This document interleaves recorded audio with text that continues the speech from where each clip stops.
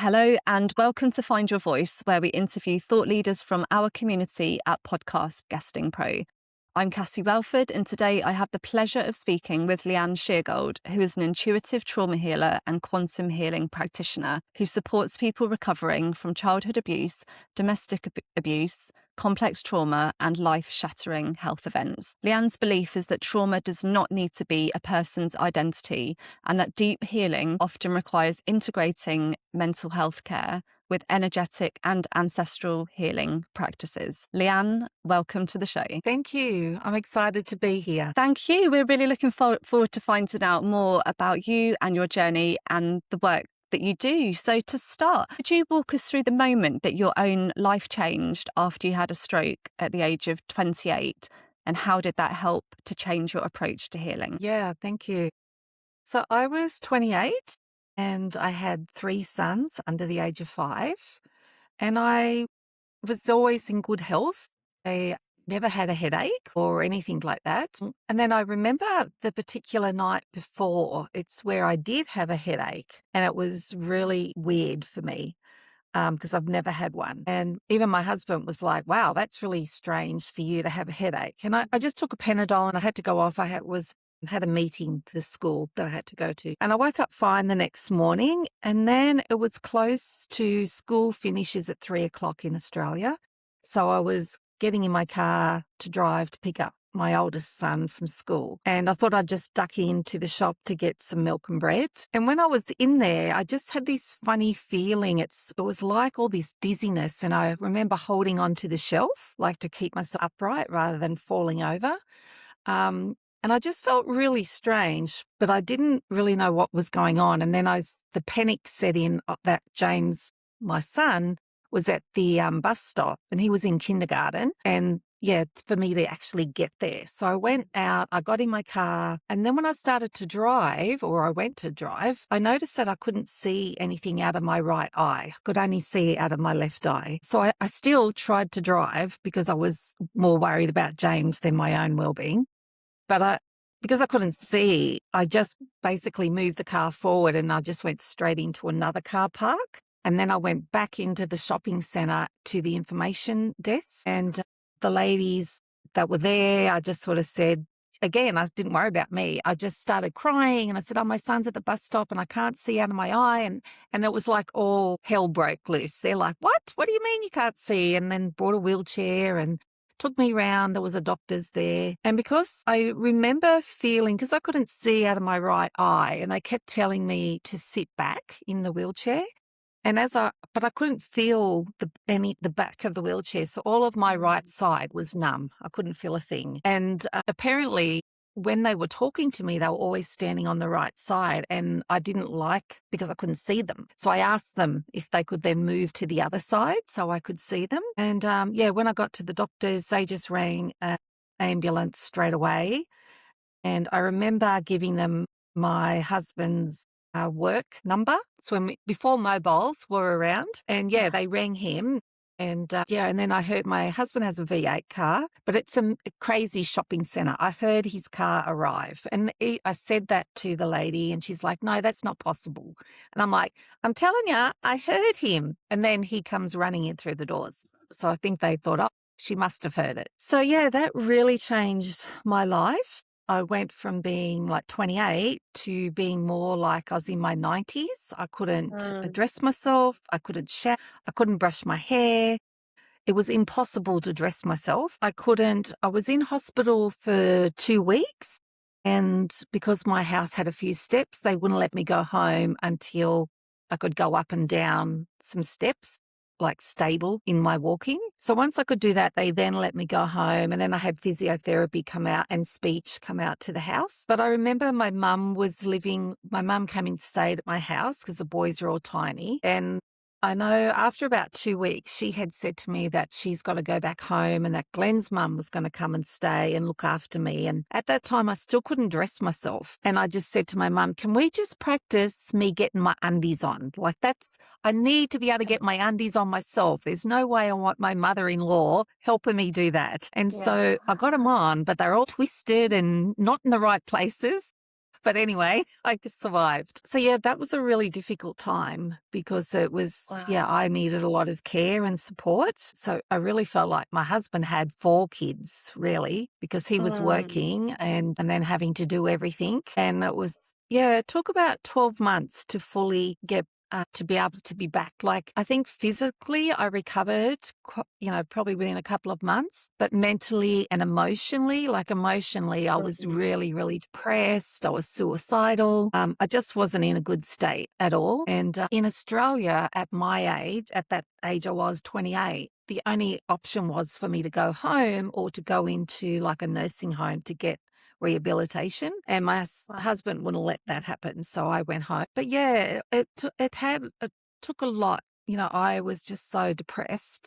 But my sons also, they would go to school or they would go to daycare, and then in the afternoons I'd be back in hospital because it just continued to happen for about 6 months. So it was Wow. really, yeah, chaotic, as in no one really knew what was happening. I was seeing specialists and having tests done, and it was crazy time. But yeah, it just really then end up finding a professor in neurology, and he talked a lot about the stress that was in my body and needing to meditate, do some form of calming my body down. So that was really interesting, but he actually got me onto the right medication where I started to settle down. I wasn't having the same like cluster migraines that brought on the stroke symptoms. So I wasn't going back to hospital all the time like I was previously. And then I went back to university and started my teaching degree. So and I had like a scholarship then that paid for it. But yeah, I still couldn't write. I could maybe write a few words and then my hand would go into a cramp. So I had a person that came with me and would write my notes. And like it took me 5 years to finish my 4-year degree. And I think by probably the 5th year, I could write pretty good by then. But yeah, it did take a fair while to get the hand back to being able to write and hold a pencil and not be, like when I think about it, my right arm and my right foot still has like tingling and numbing sensation through it. Like it's hard when I try on shoes because I can't feel the ends of my toes in that foot. So yeah, I still have the lasting effect, but I've just switched off from that tingling, numb sort of feeling. So I'm not aware of it unless I think about it. Yeah. Wow. So it's just That's such, very, yeah, sorry, Leanne, that's such a lot to deal with at such a young age. And especially because you had 3 young children that relied on you so heavily as well. And you said yes. initially the physical healing, but then the mental implications of that as well is Oh, massive. And the fact that you managed to get yourself to university, retrain with a degree, not even being able to write at that point mm. is so commendable. Yeah, it was a lot of effort. It was really hard. I remember, so many times my mum or my husband or friends could see how much I was struggling with writing assignments. And they're like, oh, look, it's just too hard. Why don't you just throw it in? Or, why don't you just quit? But I had a scholarship. It was paying for it. And I Yeah. just knew in my heart that this would be the one thing that would change our lives. And so I just persevered and kept slogging away. I think that's where my stubbornness, as my family refer to it, I like to call it resilient. I think that's where it really got ingrained in me. And then, when I Yes. did graduate, we then moved to Broken Hill, which is towards the centre of Australia. And, I had a permanent position, and so financially, that was a big change where before we were really struggling to pay our mortgage and, everything went to the boys. Whereas when we moved to Broken Hill, we had money to, afford to do a few nice things or afford to buy birthday presents for each other or Christmas Yeah. presents for each other. Whereas previously, we'd just, buy the boys Christmas presents and birthday presents. We just wouldn't Mm. splurge on ourselves. So, yeah, that changed a lot when we moved. That's amazing. So you were finally able to live a bit more after all of your hard work. And I'd call it determination, not stubbornness, Yes. determination. Yeah, You that's a weren't better giving word. up. Yeah, you weren't giving up and it all paid off. So it sounds like at that point things were going pretty well. But what happened when repressed childhood memories resurfaced in your early 50s? And then how did that move you into therapy and energy healing? Yeah, when I was 52, I had childhood memories like just come out of nowhere. They just started to, be in my brain. And at first they were very slow, like it might have been like one a week. And it was also just like 2 seconds, like it wasn't even very long. And my brain would accept it, but my heart and my body were just in denial. It was just like, no way, that's not possible. I had this wonderful childhood. I have this wonderful family. Yeah, I really, really struggled. But then as more and more of the memories came, I just felt shattered. I felt fragmented. I'm like, okay, well, my identity as Leanne and my parents and, that sort of family, that wasn't true anymore. Like it wasn't what I remembered. And I felt like I splintered off into different fragments. Like people would call my name and I wouldn't even answer. I'd look at myself in the mirror and I didn't even recognize myself. Like I had really long hair, like down to my waist. And whenever I was in really intense pain, I would just start cutting my hair off. And at the time, I didn't realize, but it was when I went to Chiang Mai into the Dawn mental health rehabilitation. They sort of said that was a form of cutting. It's like a relief of the pain that you're in. And that was true. It initially helped ease the pain that I was in, but it then would come back up. But life, it was very hard. I was just near where I lived, near our house. They had a 24-hour drop-in emergency for mental health. So I would go there frequently and I would stay there for hours, or they would monitor me, or like my doctor had me on different medications and I was attending counselling sessions. I was doing EMDR, but only one session a week at that time. When a new memory came up, because I was so resistant and so in denial, and it was just like heartbreak to even think that this 2-second little snapshot could be true. And then at the same time, my husband, we'd been married for 33 years and we knew each other for 38. I was 15 when I met him. He started questioning, like he wanted to know every memory that I had. And it's like when a memory comes up, you don't have the words. It's like it's in your head. It's just on repeat, but you can't verbalize, or I couldn't verbalize it. It would take me about a week to be able to verbalize it. Sometimes in between, I could write it, but it was like each of these were little baby steps that would take a long time. But he would just pressure me, sometimes he would question me for hours on end with the same thing about wanting to know what happened, what did you see, what did this person do, what did that person. It just was relentless. And if I refused to answer, and I'd say, I've already answered you 100 times, my answer's not changing, it's the same answer. If I refuse to answer, he would then say, oh, well, there you go, you're lying because you don't want to answer. And I'm like, I've answered you the same question, the same answer for the last 3 hours. So he actually made everything 1,000 times worse. I would then end up disassociating. So I would go back to being my 2-year-old or 4-year-old or 6-year-old or 8-year-old. I remember one time I had a walk-in wardrobe and I laid on the carpet and then pulled everything off the hangers over the top of me, like I was hiding under all these jumpers and coats. And I could hear my husband walking around the house calling out to me. Like my hearing was like supersonic. Yeah, and numerous times he walked past me and as I was covered in all these jumpers. And then finally he just laid down next to me on the floor in the wardrobe. And it's like, Leanne, what are you doing? Why are you hiding? But up until he said that, I was back as that 6-year-old that was hiding in her wardrobe. And so that happened numerous times where I would just, he would be questioning me or at me and I would just disassociate back to whatever age it was that memory was about. I know another time I came home from work. Surprisingly, I don't know how, but I remained working full-time as a teacher. But that was my escape. It was like I could go there and be the professional teacher and I'd have a break from my husband and I could just switch off from it and be this teacher that. But another time I came home from work and Glenn as soon as I walked in the door, he was just asking me 1,000 questions again. And it was winter, it was dark, and I was really scared of the dark at that time. Like I'd been all my life scared, petrified of the dark. And we'd had an argument, and then in my mind, I was thinking, all right, you got to go to James's house. So that's my oldest son. He lived in the next suburb, so about 10 kilometres away. So I left the house. I was then 8. I went back, disassociated back to being an 8-year-old, and I was going to James's house.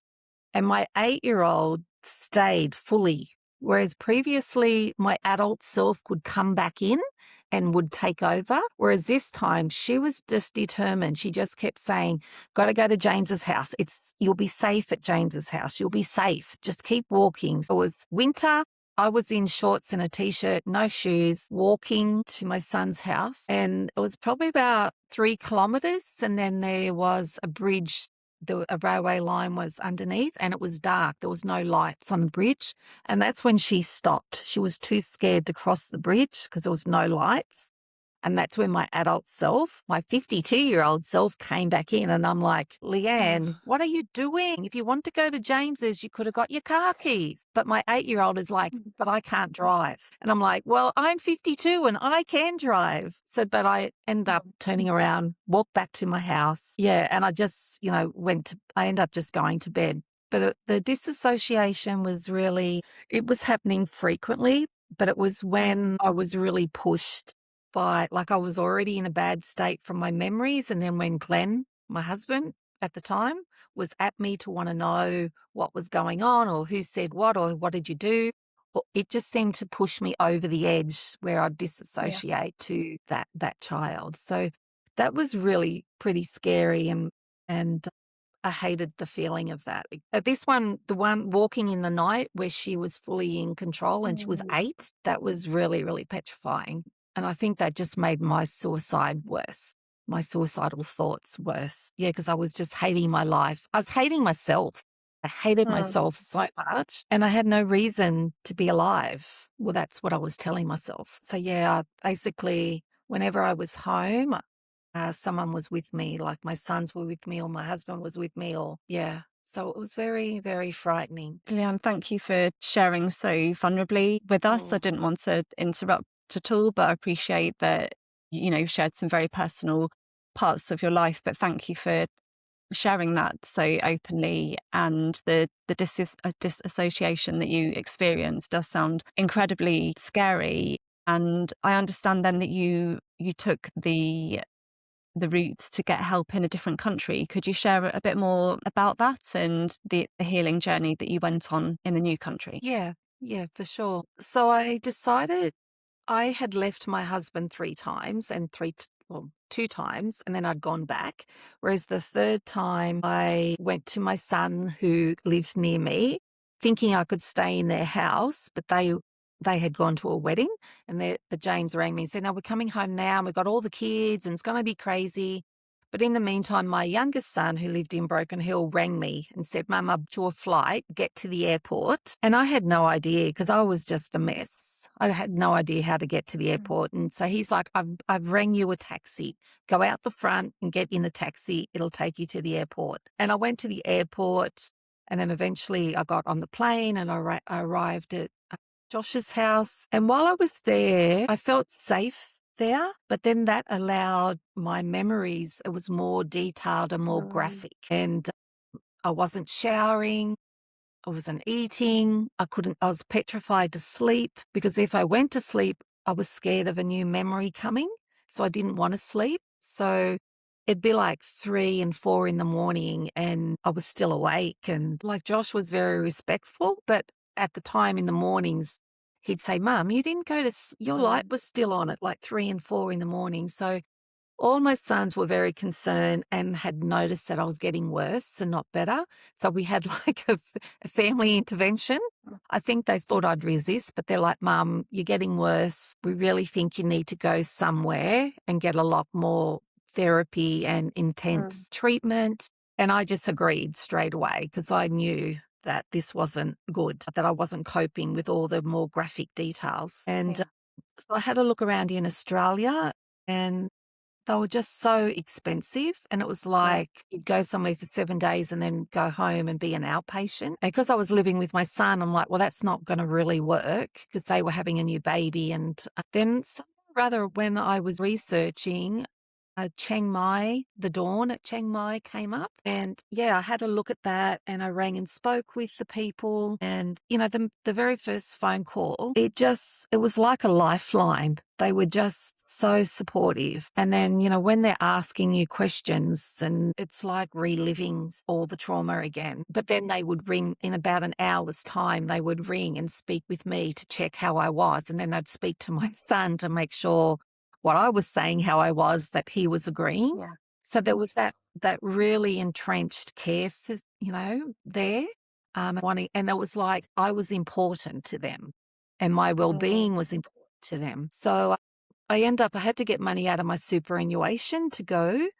And once that came, I flew straight away over to Chiang Mai on a flight. And again, because of the horrible state that I was in, when I look back now, I'm like, wow, how did I manage to do that? But I think it was possibly just the adrenaline that got me there. And, once I arrived at the airport, they had a car and everything waiting for me. So we went to the Dawn and, at first it looked very much on the website.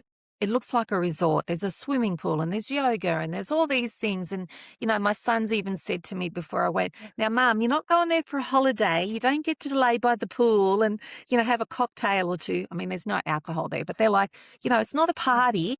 I'm like, yeah. But that soon, when I got there and then, they took me up to my room and the lady's sitting on the bed while I'm unpacking and she's just going, okay, so we're going to have to take razors off you. And so a lot of things were taken off me. And that's when the reality of where I was really sunk in. I'm like, why are you taking a razor off me? And they're like, well, it's just a safety. We just want to monitor you and see how you're going. And I'm like, my goodness, this is serious. Yeah, but they do that for everybody. And they do that for the first 3 days, just so where they can monitor you and see what, where you're at, and then you get things back. Yeah. And that really was the start of, I really believe with my whole heart that going there is the reason why I'm alive. It really did change my life. Initially, I went there for 2 months and I was having intense treatment. So that meant I had EMDR treatment 5 days a week. And then Saturday and Sunday, I wouldn't have any. But we had 3 counselling sessions a day. So we had our own individual session. We had a group session. And then after lunch, we had like an educational where they would talk about different techniques to help calm yourself, or they would explain what was going on in the brain. So we learnt a lot about our bodies and our emotions and what was happening and why we were having the reactions that we were.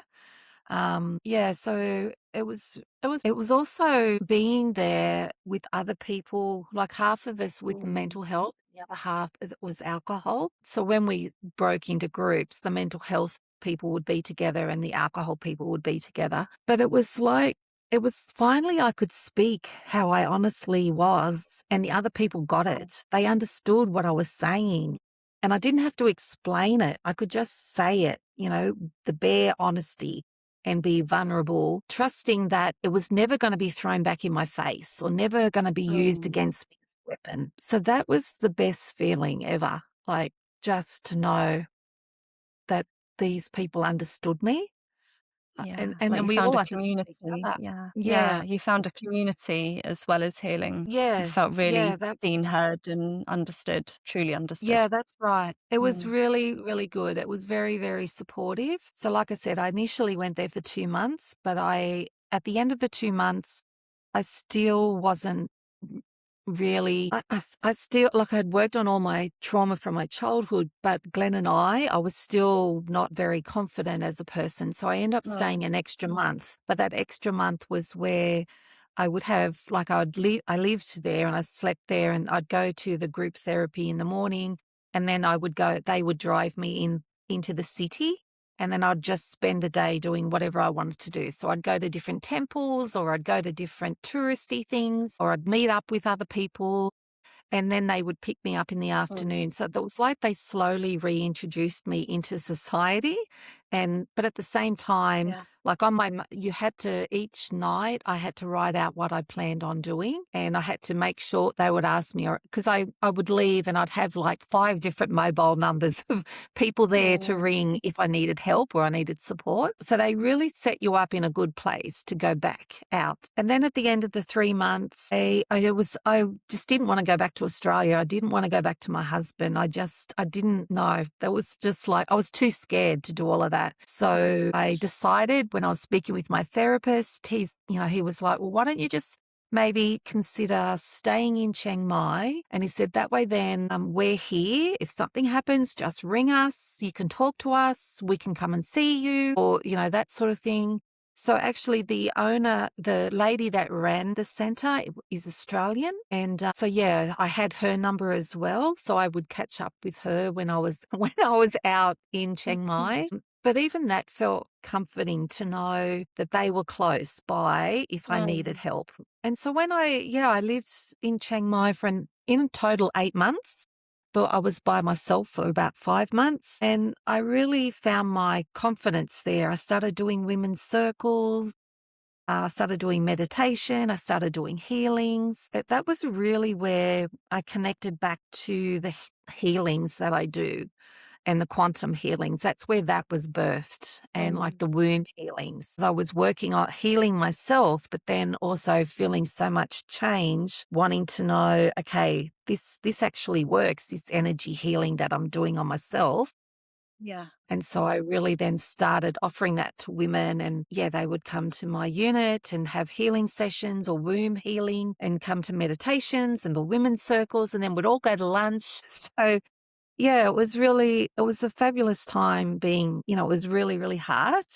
But at the end 5 months, I just, I went and joined in groups, and I did things that I'd never done before in my life. I made really good friends, just had so much fun. Like, I think also I've spoken to other women that have left their husbands, and they're like, we just went and partied and had a good time. Whereas I suppose I did that in Chiang Mai. I was always the oldest. Like, all my friends were all like in their 30s. And so we were going out dancing and partying and drinking and, having a great time. And I just really gained my confidence. So I feel like I emerged from that cocoon and really knew who I was as a woman and what I wanted to do with my life. And that's where I actually started to actually speak up. I like the shame of my trauma and what had happened to me. I felt like I had been drowning in it. And that was really the starting point of giving the shame back to the people who it belonged to. I felt really, really empowered. Yeah. That's really powerful. I didn't want to interrupt, but I just felt that's a really powerful statement that you just said. Could you just Yeah. repeat that? You gave the shame back to the Yes, it was people it so belonged hard. to. Wow. Yes. Yeah, that's I so powerful. finally realized, that this shame that I had been drowning in for years and years and years didn't belong with me. It wasn't mine. It was dumped on me, but it's like, okay, I'm giving it back now, and I'm giving it back to those people where it belongs. Yeah. And for me, like, I loved listening. I listened a lot to Brene Brown. She speaks a lot about shame and about how you actually need, for the shame to be broken up, you've got to actually start speaking about it, Yeah. because Like shame bring it into breeds bringing in it the into the silence. light. Yeah, like bring it Yes, out into that's the it. light. So that's where I started actually. Some of my uncles or aunties were wondering, where I was and what I was doing, and were trying to find out, ringing my sons, asking, "Where's your mum? What's she doing?" So I just sort of politely rang them and said, "If you want to know about me, ask me, not my sons." And then I told them what had been going on. So, and that felt really good to actually, say, well, this is what happened in my childhood. Of course, they were shocked, but they listened, which was good. Wow. I'm going to fast forward slightly. You've got, excuse me, you've got such a powerful story, but I would love to come on to now how you help other people to heal in a similar way. So this profound, life-changing experience that literally changed who you are, and almost like a rebirth that led you to wanting to help others. So could you share with us, what does a typical healing session look like, and what kind of outcomes do your clients get from that? Yeah. So where I live in Malden, in a regional country town, I have a shop in town. And so people can come into my shop for a quantum healing or a womb healing, and people can also remotely. So if you live overseas, you can book a session with me and I can do it over Zoom. But generally, most women that I work with and a few men, they have trauma themselves. So it might be, some of their trauma might be like child abuse. It could also be lack of love. They weren't treated properly by their parents, or they were abandoned or rejected. And usually they have patterns. So where things are happening in their life and they're like, why do I keep falling for this particular type of person? Why am I married to this particular type? And my next boyfriend is a particular type. So it's like helping them to see the patterns. But when they come for a healing, I can see as soon as they come in through the door, like the color of their skin, I can see their energy field around them, their aura. I can see the darkness. I can feel it. It's like little creeping fingers where it just sort of comes into my energy. But once I get them to lay down on the massage table and we've got music going and, it's just a nice relaxing atmosphere, their body then starts to light up. It's like, it's just like their organs will have like little flashing lights, or I can see like the dots, the meridian lines in their body light up. It's like their body is talking to me. Their organs are talking to me. So just about everyone that comes is covered in like darkness where it's other people's energy. It's a bit like they've attracted all these people's energy that's stuck to them. So that's what I do first, is remove all of that. I had a lady recently on Sunday. She had like over 200 people attached to her. So I do that. And then once they've got rid of all of that excess, it's like the very first session, it's like they're in concrete. So then it's like cutting through all the concrete to get to their inner being, their light being. And so once all that's removed, then I can actually start to look at their body and their organs and hear what it's saying. It's like, the body. So if it's their brain, I'll see their brain and it's like it scans through. And different parts light up, and then I'm hearing the words. It's like it's talking to me in my brain, not out loud, of course. And so I will say, okay, so show me what happened. And it's like the seed. They showed me the starting point and then how it's grown and got bigger. And it also will show me the person's health history. So it might be like, they'd fallen over and fell down some stairs and hurt their hip, but then that had built into them not moving forward. And so I get all the different details. So at the end of the session, then that's the first thing I do is I tell all my clients exactly what I saw, what I heard, what's been going on, their history. And they're like, oh my God, how do you know all that? Yeah, but it's just like their body is then speaking to me. Often they might have some spirit guides or past loved ones or pets will come in and also give messages. Sometimes it's a message that they just want them to know that they're loved and they're here. Other times it's like, about their health or how things started, or it's advice for them as well. So the first session is really like a big cleanup and a big detox. It's like getting their light back to being clear and healthy, and their energy is flowing through their body. It's like they're all shiny and bright at the end. It's like, you can imagine like rainbow colors. That's like the layers of their aura going out, and all their chakra centers. It's all nice and colorful and light. And they always say to me, oh, I feel really light, like I could float. Yeah. Yeah. So, but most people after the first session, because I'll say to them, look, you've detoxed a lot in your body. Make sure you drink lots of water. If you're feeling a bit sleepy, that's okay. That's normal. Like maybe go home and have a sleep, because that's also going to help. The healing will continue for the first 24 hours. So this being sleep is your body needs to go into sleep so it can do a deeper detox while you're sleeping. But and then I usually follow up with a phone call a couple of days later and just check in, and they, They let me know if they've had any problems, but all of them are always saying, "Oh, I feel so wonderful. I've got some energy. I can actually get off the lounge and do a few things," or "I've been able to go out in the garden," or they're like, "I just feel invigorated, like I've got my life back." And whereas the more the ladies that I see that have trauma, like childhood trauma or neglect, it's like layers of an onion. So the first session is about, decluttering, detoxing, but then it takes time. With each session, it's like we need to go to every memory and remove the seed of every memory. Yeah, and it's a process, it's a journey. Yeah, and you say people can do this from anywhere in the world, just to make that clear. They don't need Yes, to be in Australia. definitely. Yeah. No, no, no. Amazing. But when I lived in Broken Hill in the middle of Australia, I had a lot of clients because because I was so isolated in Broken Hill. I didn't have many clients Yeah. that would come to my house.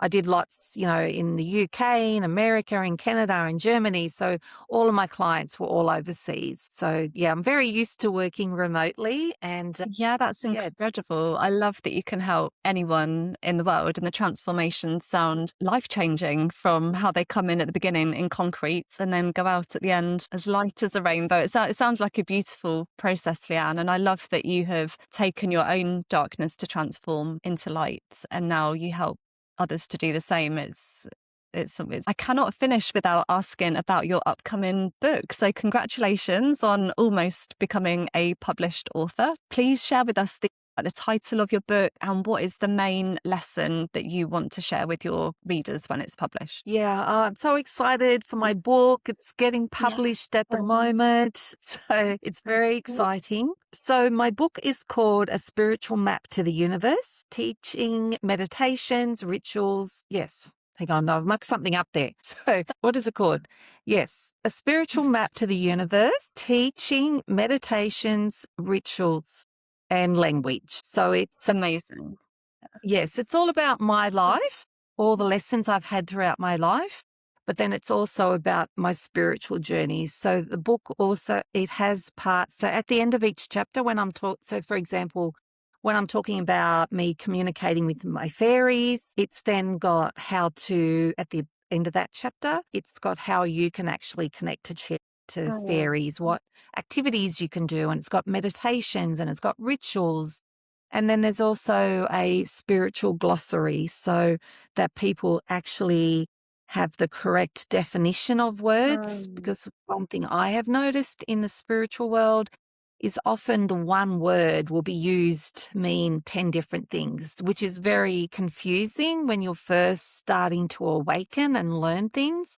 So that's why the spiritual glossary was really important to me, to have that clear definition of what these words all mean. that's amazing, Leanne, and congratulations. We would love to know more about your book when it is published. And finally, how can people contact you if they would like to follow up after listening to the episode? Yes, I would love anyone to follow up or send me some questions. So you can find me on Facebook and on Instagram and on TikTok.